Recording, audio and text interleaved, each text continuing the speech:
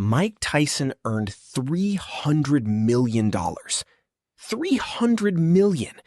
And by 2003, just a few years after his peak, he was $30 million in debt, facing bankruptcy and selling off mansions to cover the bills. How does that happen?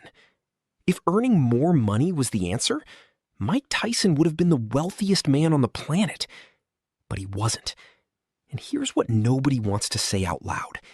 He's not the exception. He's the rule. Because the question isn't really about Mike Tyson.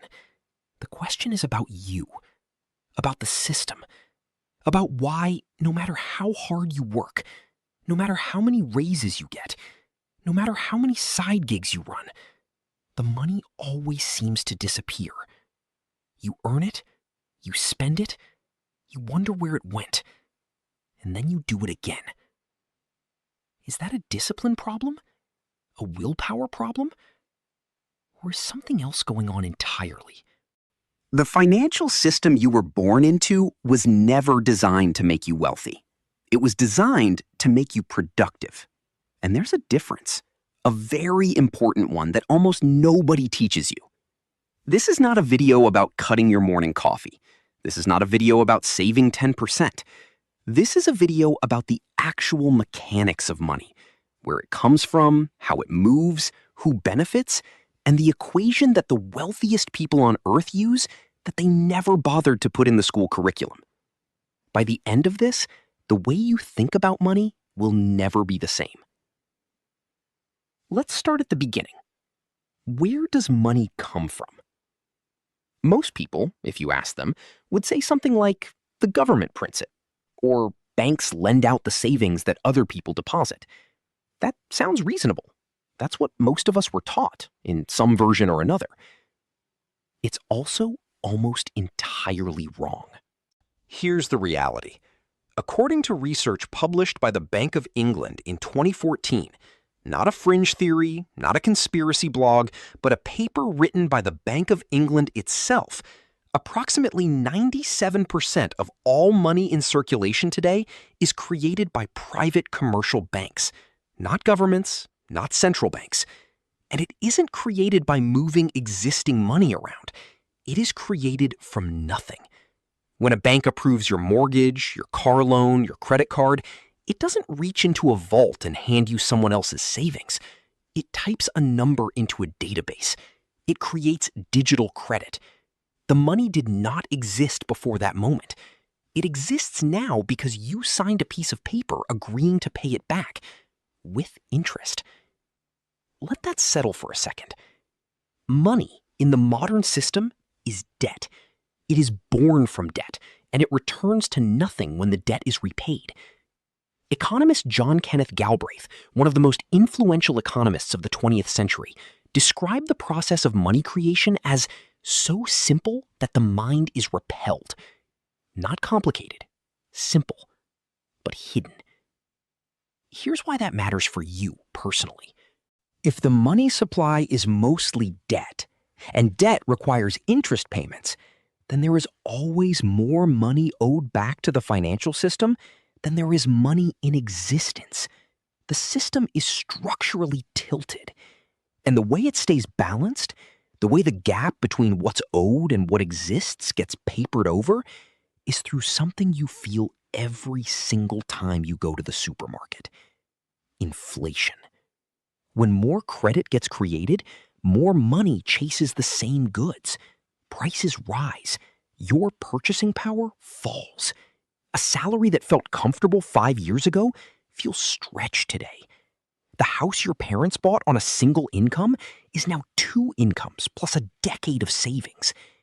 This is not an accident. This is not bad luck. This is the built-in consequence of a system where money is perpetually created as debt, and that debt earns interest. Interest that flows predictably upward. Economist Thomas Piketty spent years documenting this in his landmark work Capital in the 21st Century. His conclusion was uncomfortable. When the return on capital consistently outpaces economic growth, wealth concentrates. The people who own assets, Property, businesses, investment portfolios get wealthier automatically. The people who only own their time get left behind. Now you know why the game feels rigged. But knowing the rules of the game isn't enough. You still have to play it. So the real question is, what does it actually take to win? Start here. Take a look at the people around you earning six figures. Not wealthy people. People with good salaries, good jobs, real income. According to a study by Lending Club, 1 in 10 people earning over $100,000 a year still lives paycheck to paycheck. 1 in 10. If a bigger salary was the solution, that number would be 0. The problem isn't income. The problem is something most people never name clearly. There are two sides to every financial life: production, the value you create and send into the world, and consumption, what you take back out. Most financial advice focuses entirely on the production side. Earn more, get promoted, start a business, work harder. But consumption is where the invisible drain lives. Psychologists have a name for the habit most people use to avoid confronting this drain. It's called the ostrich effect. Coined by researchers Galai and Sade, it describes the very human tendency to avoid looking at bad news, specifically to avoid checking bank accounts, opening bills, reviewing debt totals, because not knowing feels less painful than knowing. But the debt doesn't care whether you look at it. It grows either way. And then there's the social pressure layer. Thorstein Veblen, writing in the late 1800s, identified what he called conspicuous consumption, the buying of things not for their utility, but for their visibility, to signal status, to keep up. The cars, the watches, the holidays posted online.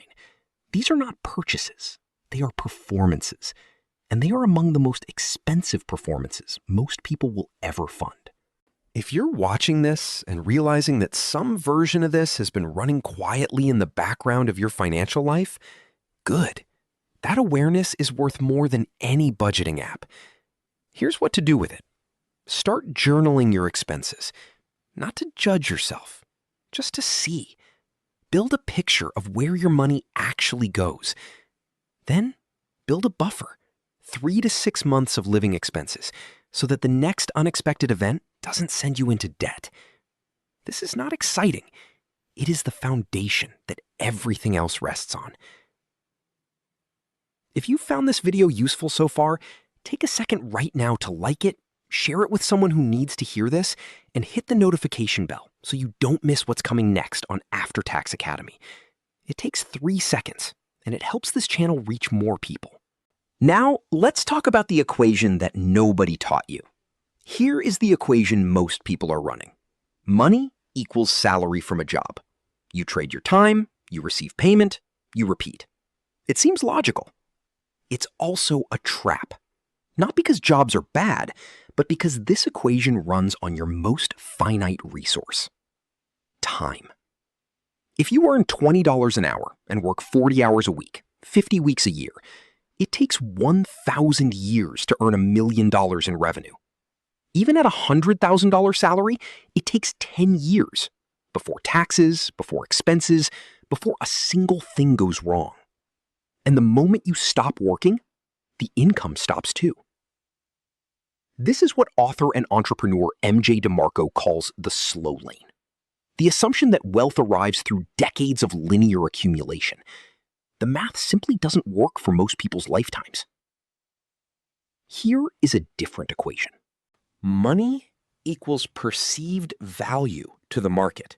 Not time worked, value delivered.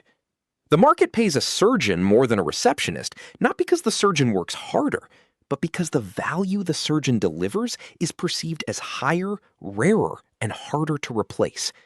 This is why 2 people doing the same number of hours can earn 20 times different salaries. The hours are not the variable. The perceived value is. And here is the thing about perceived value. It can be engineered. Stop chasing money. Start chasing problems. This is the reframe that separates the wealthiest people from everyone else. Not what can I earn, but what problem can I solve? Because the market rewards problem solving in direct proportion to the size, urgency, and difficulty of the problem being solved. A freelancer who solves a small problem for one client earns a small fee.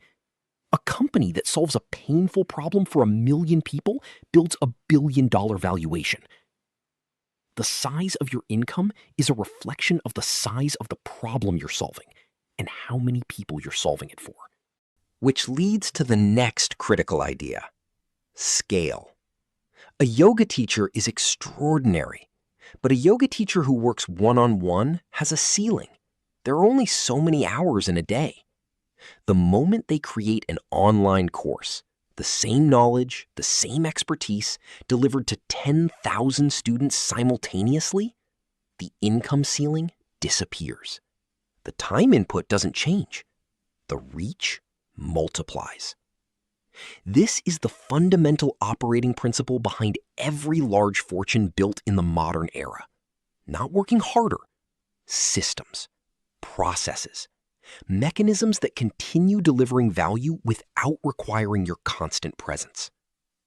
Entrepreneur and author Tim Ferriss described it as the difference between an income and a machine. An income requires you. A machine runs whether you're awake or asleep. The goal of any serious wealth-building journey is to build the machine. And for those who build machines well enough, sometimes someone else wants to buy the machine. Think about PayPal, built by a team, sold to eBay for $1.5 billion in 2002. Think about Instagram, 13 employees, $1.5 billion. What those exits represent isn't just money.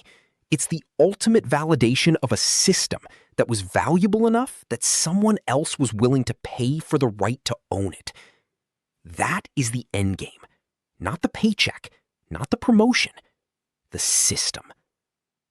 Now, here's the reframe that ties everything together. Remember Mike Tyson?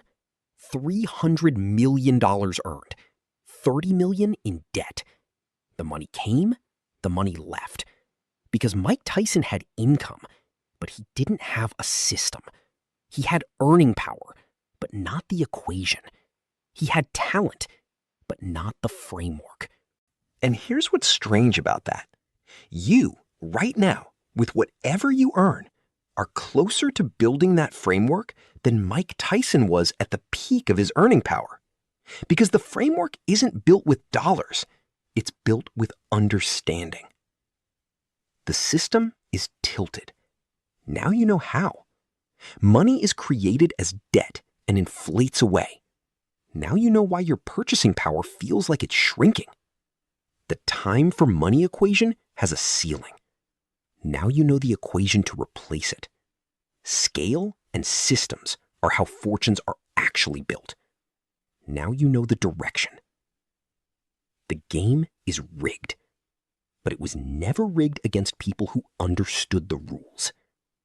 You do now. So the question is, what are you going to do with that?